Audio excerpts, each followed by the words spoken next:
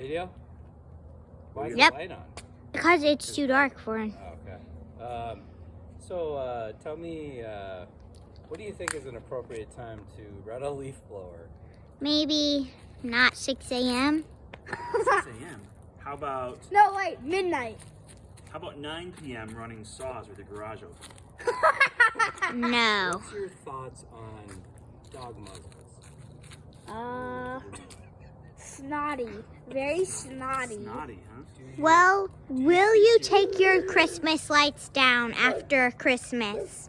We're supposed to be asking the question. I know, right? She's asking. Do you take Christmas decorations down? Well, Yes. some neighbors on this street don't. You're supposed to, cause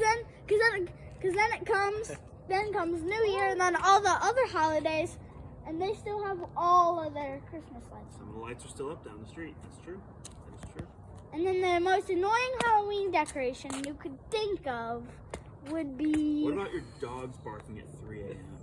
Oh my outside? gosh. Oh my gosh. Like what